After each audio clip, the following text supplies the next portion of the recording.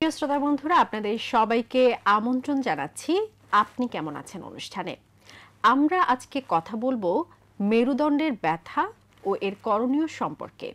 আর এই বিষয়ে বিশেষজ্ঞ চিকিৎসকের পরামর্শ দিতে আমাদের স্টুডিওতে উপস্থিত আছেন অধ্যাপক doctor Shafiul Alam, neurosurgeon, national institute of neurosciences and হাসপাতাল, ঢাকা। আপনাকে আমন্ত্রণ জানাচ্ছি আমাদের আজকের অনুষ্ঠানে। ধন্যবাদ আপনাকে। শুরুতেই আপনার কাছে জানতে চাই যে মেরুদণ্ডের ব্যথা বলতে আমরা আসলে কি বুঝি? ধন্যবাদ। আসলে মেরুদণ্ডের ব্যথা বলতে আমরা যেটা বুঝি তার আগে জানতে হবে মেরুদণ্ডটা আসলে কি। মেরুদণ্ডটা হলো আমাদের পিঠের পিছনের অংশ, মাথা থেকে নিচে একদম কোমরের নিচ পর্যন্ত থাকে, যেটা আমাদের বডির মূল স্ট্রাকচার, এবং এর মাধ্যমেই আমাদের শরীরের ওজন দু পা দিয়ে নিচের দিকে চলে যায়। এই মেরুদণ্ডের কয়েকটি অংশ আছে। একটি হলো সার্ভাইকাল বা ঘাড়ের যে অংশ, ডরসাল বা পিঠের অংশ, লাম্বার বা কোমরের অংশ, এবং স্যাক্রাল বা কোমরের নিচের অংশ। এই সবগুলো মিলেই আসলে মেরুদণ্ড। কাজেই মেরুদণ্ডের সমস্যা হলে এর যে কোনো জায়গায় হতে পারে। আপনার কাছে জানতে চাই যে মেরুদণ্ডের এই ব্যথা কেন হয়? মেরুদণ্ডের ব্যথা কেন হয় এটা আসলে অনেকগুলো কারণ রয়েছে। এই কারণগুলো বিভিন্ন বয়সে বিভিন্ন রকম হতে পারে। প্রথমত আমাদের কাছে মেরুদণ্ডের ব্যথা নিয়ে যে সমস্ত রোগী আসেন, মূল কারণ হয় ট্রমা বা আঘাতজনিত। যেমন ঘাড়ে আঘাত পেতে পারে, যারা আমাদের রাস্তাঘাটে শ্রমিক কাজ করেন তাদের মাথায় ওজন ক্যারি করলে ঘাড়ে ব্যথা হতে পারে। এছাড়াও মারামারি, রোড ট্রাফিক অ্যাক্সিডেন্ট, এগুলো থেকে ঘাড়ে ব্যথা হয়। 2 নম্বর, পিঠের অংশে ইনজুরি, এরকম আঘাত থেকে ব্যথা হতে পারে। কোমরেও আঘাত থেকে ব্যথা হতে পারে। এই আঘাতজনিত ব্যথা ছাড়াও মেরুদণ্ডে আরও কয়েকটি কারণে ব্যথা হতে পারে। একটা হলো কনজেনিটাল বা জন্মগত ত্রুটি নিয়ে যারা জন্মগ্রহণ করেন, যেমন লাম্বোস্যাক্রাল মেনিঙ্গোসিল, স্পাইনা বাইফিডা, এ ধরনের রোগীর জন্মগত কারণেই মেরুদণ্ডে ব্যথা হতে পারে। ডিজেনারেটিভ বা হাড় ক্ষয়জনিত ব্যথা, এটা সাধারণত একটু বেশি বয়সে 50+ বয়স হলে হতে পারে, এবং প্রায় বয়স্ক রোগী দেখবেন যে কোমরে ব্যথা, ঘাড়ে ব্যথা নিয়ে আসেন। এটা হলো ডিজেনারেটিভ টাইপ কারণে হতে পারে।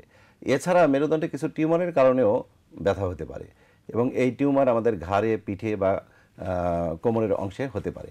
কাজেই মেরুদণ্ডের ব্যথাকে আমরা অনেক কিছু ইনফেকশন, যেমন মেরুদণ্ডে টিবি রোগ হলেও মেরুদণ্ডে ব্যথা হতে পারে। এরপরে আপনার কাছে জানতে চাই যে মেরুদণ্ডে যদি ব্যথা হয় তাহলে কি ধরনের লক্ষণগুলো আমরা দেখতে পাবো? মেরুদণ্ডে ব্যথা হলে আসলে মেরুদণ্ডের কোন অংশে ব্যথা এটার উপর ডিপেন্ড করে। যেমন আমি যদি প্রথম থেকে আসি, ঘাড়ে যদি ব্যথা হয় তাহলে রোগী ঘাড়ে ব্যথা অনুভব করেন। মাঝে মাঝে এই ঘাড়ের ব্যথাটা মাথার পিছনের দিকে, উপরের দিকে যেতে পারে, অথবা হাতের দিকে আসে, এবং এটা ডান হাত, বাম হাত যে কোনো দিকে আসতে পারে, এমনকি 2 হাতেও হতে পারে।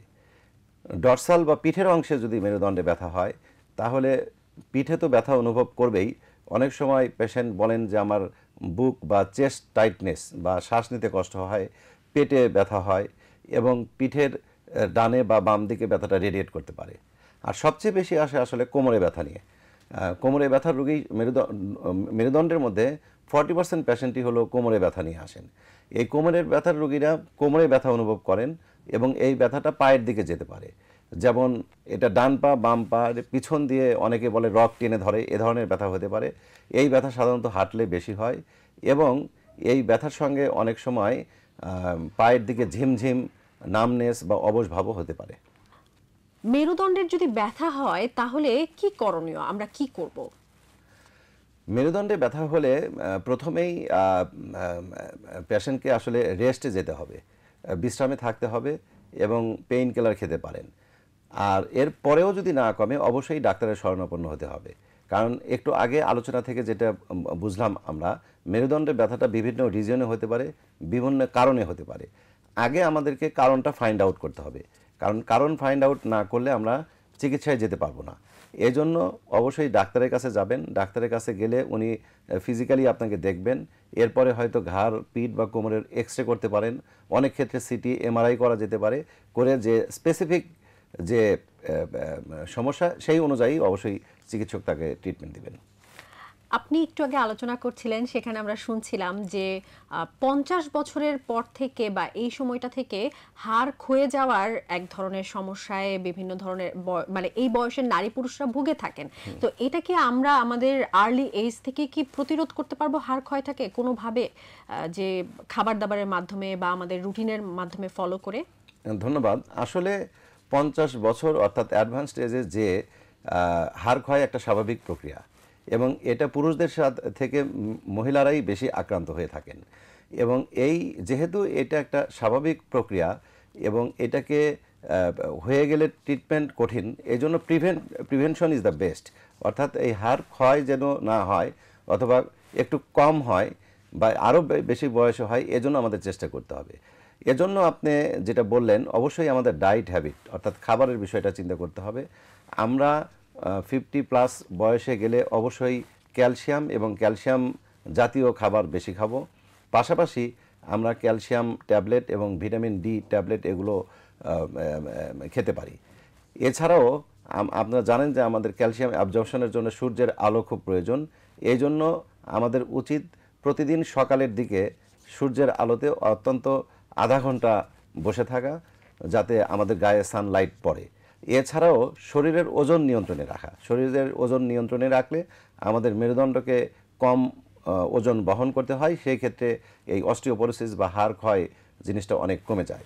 এছাড়াও আরও স্পেসিফিক ক্ষেত্রে বিভিন্ন রোগীর ক্ষেত্রে বিভিন্ন ধরনের ট্রিটমেন্ট নেওয়া যায়। এজন্য অবশ্যই তাকে আমাদের চিকিৎসকদের শরণাপন্ন হতে হবে। মেরুদণ্ডের ব্যথাটা নির্দিষ্ট কোন কোন স্থানে হতে পারে? আমি একটু আগেও আলোচনা করলাম, এটা ঘাড়ে বা সার্ভাইকাল রিজিয়নে, পিঠে বা ডরসাল এবং কোমর বা লাম্বার রিজিয়নে হতে পারে। তবে সবচেয়ে বেশি ব্যথা হয় কোমরে। এর কারণ হলো কোমরের দিকে আমাদের ইউজটা বেশি হয়। আমরা সামনে ঝুঁকি, অনেক সময় ওয়েট লিফটিং করি অথবা উপর থেকে পড়ে গেলে বা বাসে ঝাঁকি খেলে এগুলো কোমরের উপরেই আসে। এজন্য কোমরে সবচেয়ে বেশি ব্যথা হয়ে থাকে। এর পরে হয় সার্ভাইকাল বা ঘাড়ে, কারণ আমাদের ঘাড়ের অংশটা অনেক মুভমেন্ট করে এবং ঘাড়ের এই অংশটা অন্য কোনো হাড় দ্বারা সাপোর্টেড থাকে না।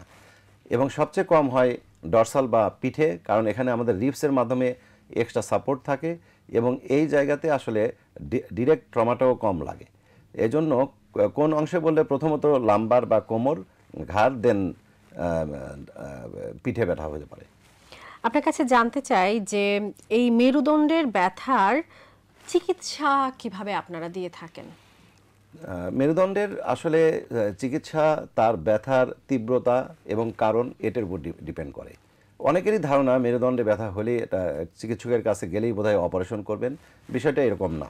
কারণ মেরুদণ্ডের ব্যথা যদি কি কারণে হয়, যদি ট্রমা বা মাসেল স্পাজমের জন্য হয়, তাহলে রেস্ট, মাসেল রিল্যাক্সেন্ট এবং একটু পেইন কিলার খেলেই কমে যেতে পারে।